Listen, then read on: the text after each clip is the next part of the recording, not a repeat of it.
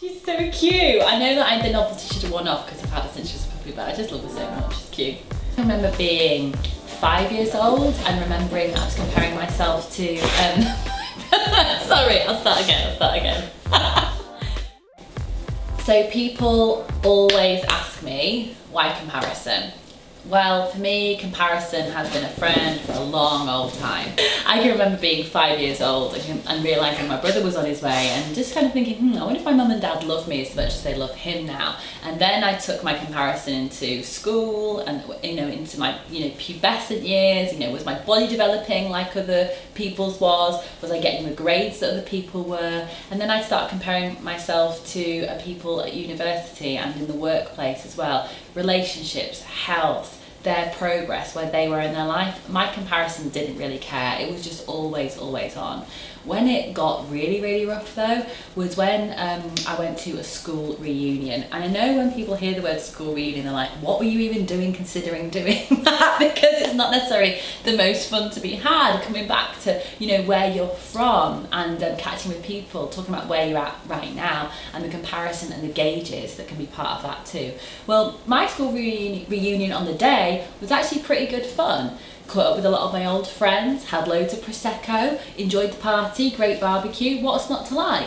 But I knew that my comparison and my kind of noticing signals were really firing hard that day. There were a lot of women in, red bottom shoes, and someone even left the party to go home early because their interior designer was coming the next day. And there I am thinking, you have a home? Like, what the heck? Because here's the thing, there were some pretty gnarly things going on behind the scenes in my life at that time. Some things that did not look good on social media, the things that I was keeping secret, that I was feeling ashamed of, that I was feeling frustrated about, and all because as well it was fueled by my comparison. For me back then, although I was in a very happy relationship, we were struggling because my then partner, now husband's business was unfortunately going to fold and we ended up losing our house. So there I am at my school reunion trying to be all happy-go-lucky and yeah, life's great, when really I don't know where I'm going to be living soon. There's nothing aspirational about that.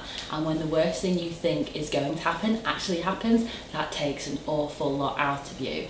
And then with comparison as my best friend along for the ride, my emotions and my mental health didn't really stand a chance.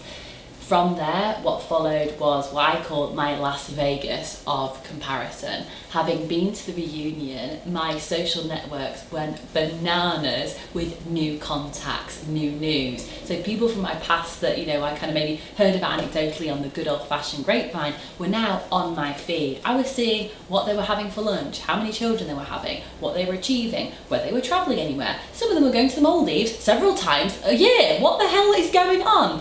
And there I was, sitting at a job that was really starting to suck the life out of me, struggling in my personal life, not knowing if any of my dreams even stood a chance of getting out of the box, let alone coming true. And my comparison and me really, really wrestled, and it took me to a really dark place. Then one day, and it isn't necessarily glamorous, I think I was underneath my duvet on a Saturday afternoon fully dressed, just feeling really sorry for myself. I remember my phone feeling warm because I've been scrolling for such a long time, looking at what other people were doing, comparing myself to what was happening on social media, and of course bashing myself with the result. And I kind of heard this little voice in my head which was, Lucy, this has got to stop, you can't do this anymore. And I felt a sense of relief from that I'd finally given myself permission to press pause on obsessing over other people's lives, which had become such a pastime of mine, such a negative but prevalent pastime of mine. From there, I made myself the promise, if I could think and feel myself into this comparison trap, I could think and feel myself out of it. And there started my journey to live comparison free, even if that was not experiencing comparison only 50% of the time. If I was going to go from experiencing comparison 100% of the time to 50% of the time, that felt like a really nice reduction. That felt like a lot of space for my own clarity, my own plans, my own action steps, my own goals to come into my life and really start going out to bat for myself, by myself, and start to create the life that I wanted, the relationships that I wanted to experience, and the work that I knew that would really lift me up. It took me maybe 3 years or so to crack comparison.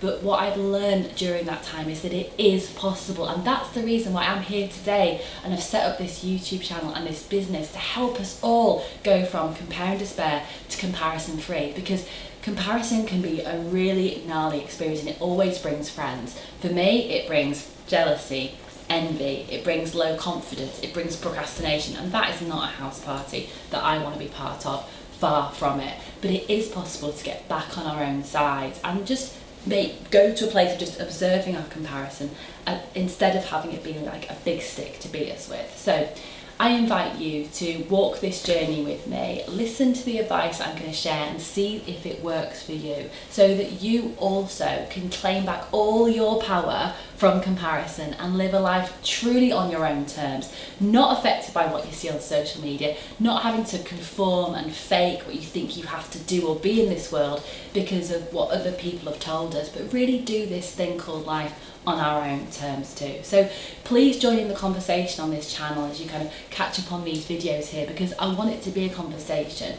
We're not making these feelings up. Comparison and our relationships with digital and social media are starting to creep up on us now. We're in this awkward toddler phase of trying to work out how we're going to manage social media and then manage our offline lives too. That's not necessarily going to be an easy process unless we all kind of stick together on it. So please enjoy this channel, tell your friends, and let me know what I can do to help support you on your own comparison-free journey.